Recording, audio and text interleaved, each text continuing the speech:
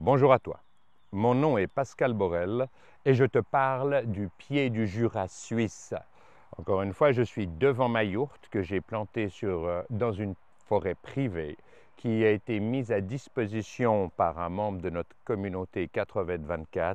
Je le remercie ainsi que son épouse de me donner un endroit aussi merveilleux. Pourquoi?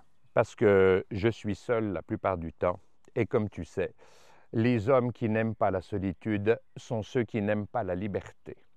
En fait, il n'y a que quand tu es seul et non dérangé que tu peux poser ton esprit sur une problématique, y réfléchir par toi-même, sans contrainte, sans rien. Alors bien sûr, j'adore les êtres humains, j'aime interagir avec les gens, c'est une évidence. J'aime surtout les écouter. Parce que c'est le moteur, et je le dis, c'est un peu égoïste, c'est le moteur de mon développement personnel. Hein, tout ce que j'ai dans la tête n'a pas germé dans ma tête, non, c'est d'autres personnes qui l'y ont mis. Et il est vrai que quand je suis seul, j'écoute les gens que j'ai envie d'écouter, j'écoute les conférences qui m'intéressent, ces hommes de Harvard, de Columbia, d'Oxford, de Cambridge, de Princeton, etc., etc. Et la plupart du temps, quand ils sont enfin à la retraite, ils retrouvent une liberté non seulement d'opinion, une forme d'honnêteté intellectuelle dont ils sont privés quand ils sont employés directement par ces universités. Car je te le rappelle, le salaire est la drogue que l'on te donne pour te priver de tes rêves. Et je vois des gens qui étaient merveilleusement bien intentionnés quand ils étaient aux études, qui deviennent les esclaves du salaire et qui changent d'avis sur des points absolument fondamentaux de la santé, par exemple. Bref, je ne vais pas te parler de ça en direct aujourd'hui, mais je remercie les membres de notre communauté pour m'accueillir. Certains m'ont proposé d'aller au col de la Forclaz, d'autres à Nanda, d'autres à Saint-Léonard, d'autres, enfin, etc., etc. C'est magnifique. Aujourd'hui, je vais te parler d'une société de certification. On va revenir un tout petit peu sur les OG, sur les organismes gouvernementaux, encore appelés par toi et par d'autres organismes non gouvernementaux, alors que 80% de leurs recettes, de leurs chiffres d'affaires viennent purement et simplement des États.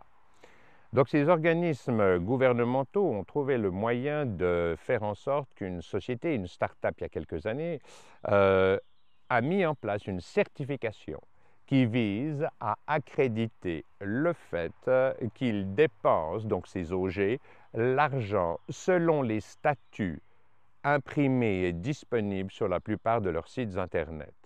Donc en fait, la société ZEWO, Z-E-W-O, est une société de certification.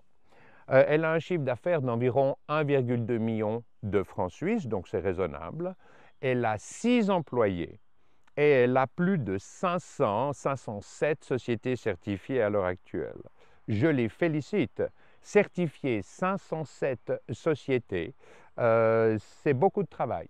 Hein, quand tu suis une norme du type ISO 9001, certifier une société et la recertifier sur une base annuelle ou tous les 2 ou 3 ans, suivant le type de norme que tu utilises, le type de certification, c'est un immense travail, surtout quand il faut éplucher les comptes de la société.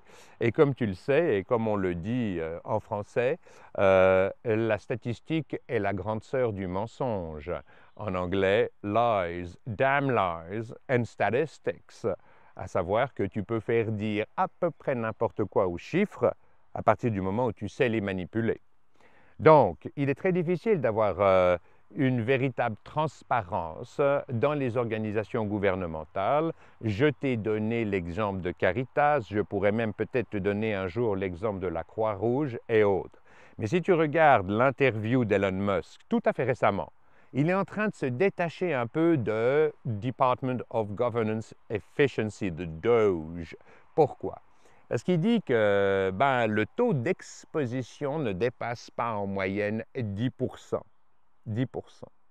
Donc ça veut dire que toutes ces organisations soi-disant humanitaires, caritatives, appelle ça comme tu veux, n'utilisent qu'environ 10% de leur chiffre d'affaires global. Ça peut, pour certains plus honnêtes que d'autres, à toucher 20 ou 30%. Mais pour ce qu'ils sont censés faire, et tout le reste ne fait que payer leur fonctionnement interne. Je vais juste te donner un exemple par rapport à Caritas, encore une fois. Caritas et la Croix-Rouge viennent de débloquer, de mobiliser 400 000 francs, donc moins d'un demi-million de francs suisses, pour aider les gens qui sont victimes de cette affreuse tragédie à Blatten, où les 3/4 d'un village ont été détruits, les maisons détruites, et d'autres villages sont menacés parce qu'il est évident que compte tenu des millions de mètres cubes de roches, de glace qui se sont effondrés en fond de vallée, est en train de se créer une forme de lac artificiel qui va submerger toutes les maisons qui sont en amont. La Croix-Rouge et Caritas ont débloqué 400 000 pour enjoindre les citoyens à faire des donations. Mais je te rappelle qu'à niveau de Caritas, ils ont 600 employés en Suisse uniquement. Admettons qu'ils aient fait 50-50 avec la Croix-Rouge. Soyons très clairs sur une chose, ça représente le salaire d'un employé et demi. Donc, un employé et demi sur 600 employés va être alloué pour faire en sorte que les citoyens fassent des donations. Mais mon ami, si tu veux faire une donation pour aider des gens qui sont, oui, qui vivent un drame, ils ont tout perdu, leurs souvenirs, leurs photos, tout ce qu'ils avaient. Mais prends le bottin de téléphone, trouve les adresses, les coordonnées de gens qui ont tout perdu et fais une donation en direct. Et comme ça, si tu donnes 200 francs, tu sais que la famille reçoit 200 francs. Alors que si tu le fais à travers Caritas ou la Croix-Rouge, ils recevront 20 francs. Et pour le reste, tu auras payé les 600 employés de Caritas. C'est une monstruosité. Et c'est comme ça de façon quasi systématique. Donc, évidemment que Caritas est une merveilleuse organisation, la Croix-Rouge aussi, mais dans leur structure actuelle, elles doivent littéralement mourir pour pouvoir renaître au service des populations, au service de leur mandat. Sinon, tu te fais voler le don que tu fais pour leur fonctionnement interne. Et regarde l'interview d'Elon Musk. C'est tellement drôle. Bon, c'est en anglais, mais ce n'est pas très compliqué. De nos jours, avec YouTube, il suffit de tapoter et de demander une traduction et elle vient s'inscrire en bas. Tu n'as qu'à lire. Et regarde le body language de Elon Musk. Je ne sais pas si c'est un très bon acteur, mais s'il fait semblant et qu'il est en train de me mentir, j'ai regardé le truc en détail, c'est qu'il devrait remplacer Leonardo DiCaprio comme acteur dans des films. Parce que tu sens qu'il est dévasté. Tu sens qu'il aimerait avoir les moyens de sa politique. Est-ce que Donald Trump et son cabinet gouvernemental vont lui donner les moyens de cette politique? Ils l'ont fait dans le cadre de USAID. Est-ce qu'ils vont le faire pour les autres? Est-ce qu'ils vont avoir ce courage? Est-ce qu'ils vont accepter les pots cassés? Est-ce qu'ils vont générer une souffrance à une échelle importante? Je ne sais pas. Mais rappelle-toi toujours, mieux vaut une fin dans l'horreur qu'une horreur sans fin. Et c'est ce que nous vivons aujourd'hui, c'est ce que nous vivons en ce moment. Donc, je reviens sur ZEWO, Z-E-W-O, Société de certification, qui vient certifier que les sociétés, donc fondations, OG, organismes gouvernementaux, dépensent bien l'argent comme ils devraient le dépenser. Alors, 6 employés, 1,2 million de chiffre d'affaires, 507 sociétés certifiées, je me répète. Il est clair qu'ils ont tellement raison de faire ça à titre, je dirais, des buts lucratifs de la société. Pourquoi? Parce qu'il y a 12 000, comme je viens de le dire, 12 038 fondations, ONG, OG, etc. en Suisse. Donc le marché est colossal. Et tu peux facilement imaginer que beaucoup de gens auraient besoin de se racheter une bonne conscience, de se racheter une visibilité qui fasse en sorte que les donations privées soient relancées plutôt que d'être dépendants à 80% de ce que donnent les gouvernements. Encore une fois, je te rappelle qu'autrefois, c'était les banques et les paradis fiscaux qui organisaient le blanchiment. Mais les politiques qui ont vu certainement, qui ont oublié d'être bêtes, hein, soyons clairs, nos amis politiques, c'est des gens supérieurement intelligents, ils ont certainement vu un manque à gagner. Donc, ils ont privé les banques de la capacité à blanchir avec des règles de gauche, de droite, de travers, en haut, en bas, etc. Et ils ont créé sous couvert humanitaire, ce qui leur permet d'être rétrocédés. Parce que tu t'imagines bien que quand l'OMS ou n'importe laquelle de ces organisations qui reçoit des fonds monstrueux des gouvernements, eh bien pour un sénateur, pour une personne dans la position stratégique de prise de décision, ben, ils se font rétrocéder, c'est une évidence. Bref, la seule façon de se sortir de ce cauchemar, car c'est bien un cauchemar dont je te parle, c'est de demander la pleine et entière transparence, en fait, un droit de tiers regard du citoyen, du seul souverain, le peuple, sur toutes les transactions financières de quelque société impliquée dans un secteur à caractère social. Je te parle bien évidemment de l'éducation, de la santé, de la justice en termes de 3 priorités. Mais viennent ensuite toutes les personnes, toutes les sociétés qui se prétendent humanitaires ou caritatives. Donc, je te rappelle que ces 12 000 sociétés ont au bilan plus de 140 milliards de francs suisses, dollars équivalents euros, c'est toujours la même chose. 140 milliards, c'est 1/5 du PIB de la Suisse, qui n'est pas véritablement le pays le plus pauvre de la planète. Est-ce que tu penses qu'ils servent les citoyens suisses? 140 milliards, 1/5 du PIB au bilan de ces sociétés, 12 000 sociétés. Elles doivent toutes rendre des comptes.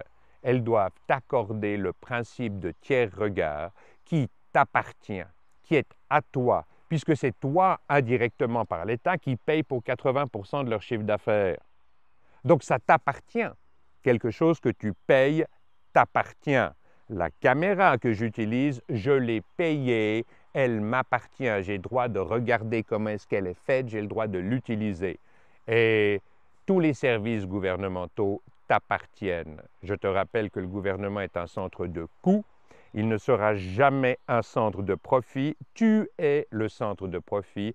Tu génères de la valeur et les gouvernements en profitent pour vivre. Et c'est toi qui les payes. Ils t'appartiennent. Voilà. Donc, encore une fois, zéro. Caritas, même la Croix-Rouge, je n'ai pas fait mon étude, mon due diligence sur la Croix-Rouge, mais t'inquiète pas qu'on va le faire d'ici peu. Donc, j'arrive gentiment au bout. C'est ce que je voulais te dire aujourd'hui. Nous allons organiser la prochaine marche constitutionnelle qui vise à défendre tes intérêts, à défendre ce qui t'appartient, à redonner leur force à nos gouvernements, à ton service, au service du seul souverain, le peuple. Pour le vendredi 6, au départ de la capitale du Valais, Sion. Nous y serons à 9 h du matin à la gare et nous marcherons toute la vallée du Rhône depuis Sion en direction de Martigny, puis le 2e jour en direction de Saint-Maurice, puis le 3e jour en direction de Aigle, nous passerons pourquoi pas par Montaix, et le 4e jour, notre objectif sera d'atteindre Vevey, comme la dernière fois. Et la 3e marche constitutionnelle partira de la gare de Vevey et s'effectuera à raison de tous les 10 jours pendant 4 jours. Donc, on sera dans un super bon timing. Je reviendrai là-dessus dans quelques jours, mais tu peux compter sur moi jusqu'à mon dernier souffle pour être à tes côtés, pour défendre ce qui me paraît juste, et nous serons unis dans l'action, mon ami. Car seule l'action définit ce que tu es. Pas tes belles paroles, pas tes belles pensées, pas la vidéo que je te fais aujourd'hui. C'est dans l'action que nous allons nous retrouver et redonner leur force à nos systèmes de gouvernance au service du souverain, le peuple. Je te remercie pour ta bienveillante et aimable attention. Paix à toi. Paix à tous les hommes de la planète. Peace out.